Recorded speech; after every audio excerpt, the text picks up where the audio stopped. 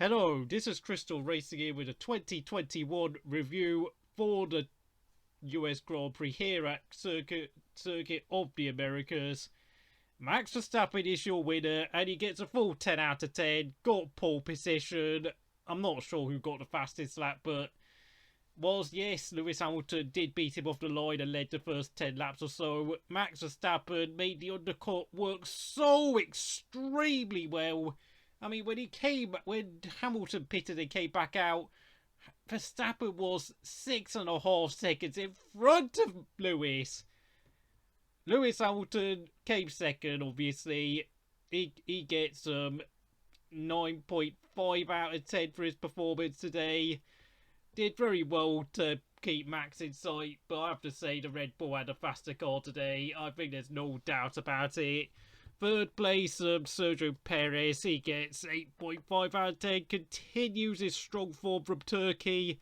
And of course, it is a coincidence that Adrian Newey was back this weekend, meaning that both Red Bulls were pretty much running at full potential. And of course, the guy who did get the fastest lap, it was apparently Max Verstappen. I'm not sure. I mean, I know obviously in the last few laps they were trading the fastest lap between Max and Lewis, but of course Max got it in the end. Charles Leclerc came fourth. 9 out of 10 for me. Great performance yet again, getting 100, getting absolutely everything he can out of that Ferrari, which is slightly better than last year, but still not good enough as a overall package. Daniel Ricciardo came fifth, 9 out of 10. Back on form, continuous strong.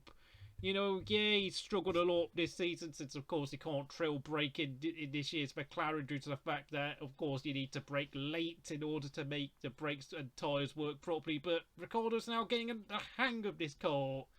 Sixth place, Valtteri Bottas, 7.5 out of 10.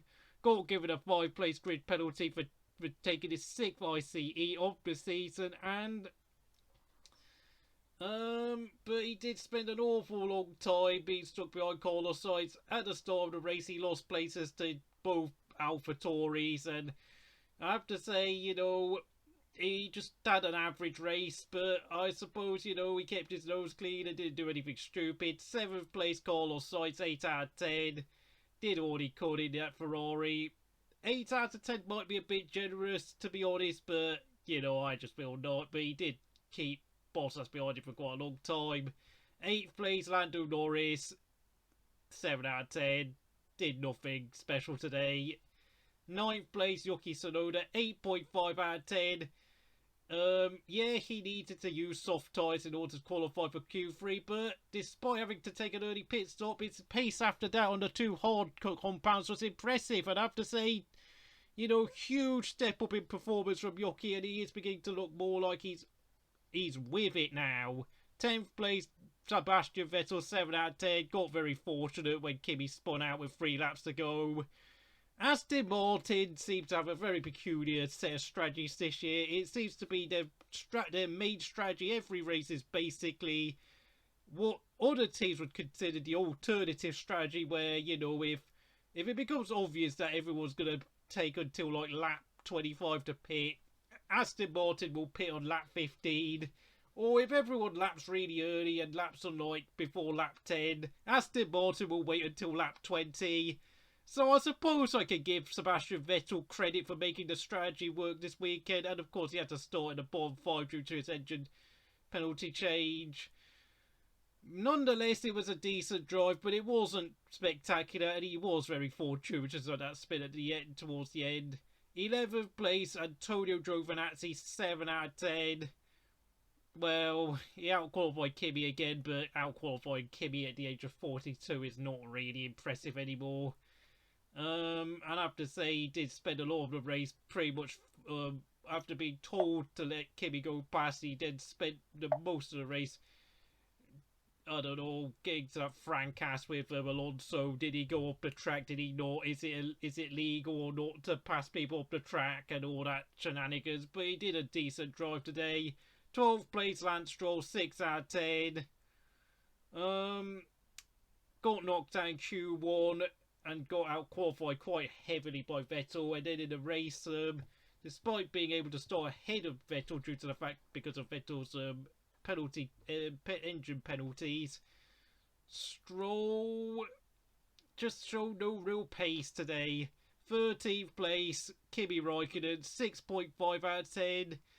Kimi was going to get 7 point. If Kimi had finished 10th, I would have given him 7.5 out of 10. But because he spawned, I have to knock 1 full point off his performance today, because that was a point that went down the drain. But not that it makes any difference anyway. Alfa Romeo are going to almost certainly finish P9 in the Constructors' Championship anyway. I mean, yes, if Kimi had finished 10th, I mean, Alfa Romeo would have closed the gap to 15 points instead of, you know, having it 16 points behind Williams. But I mean, frankly, it doesn't really mean a lot at this point.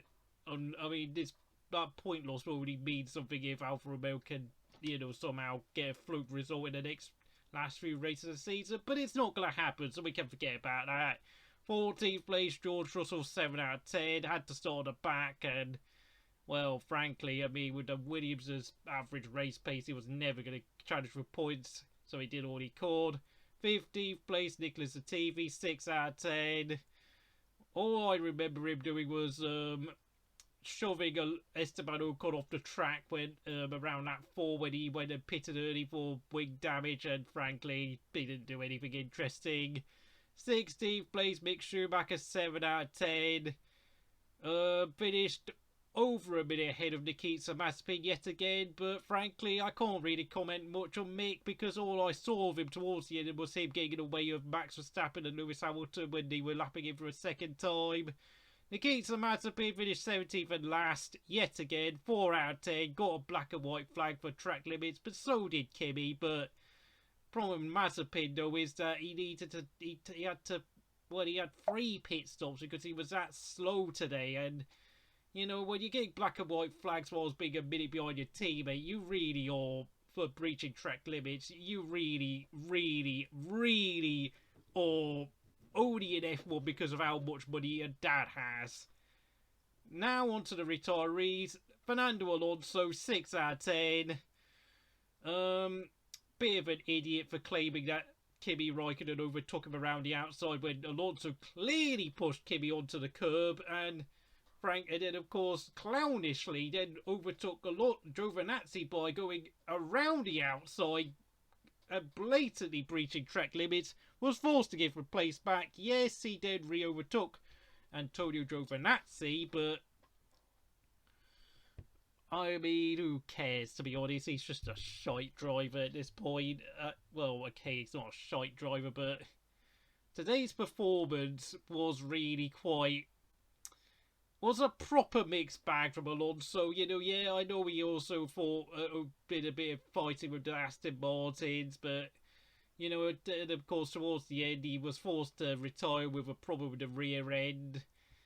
Esteban Ocon also had to retire with a rear end problem, some suspension issue. I think something to do with the suspension taking a pounding due to the bumps on the track. It was 5 out of 10 for Ocon. Spent most of the race running in P17 after he had to pit for front wing damage on the first lap. And after that, he didn't do anything at all, and frankly, I didn't see anything of him. And then, of course, Pierre Gasly had to retire very early on in the race. I am not going to give Pierre Gasly a rating because I honestly do not know how to rate his performance. I mean, yeah, he about qualified Tsunoda again, but what's that telling us? That's telling us absolutely nothing, to be honest, about Gasly and Tsunoda at this point.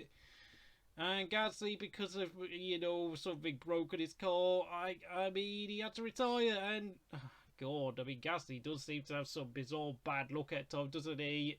So, if you enjoyed this review, please like, subscribe, and I'll see you again next time.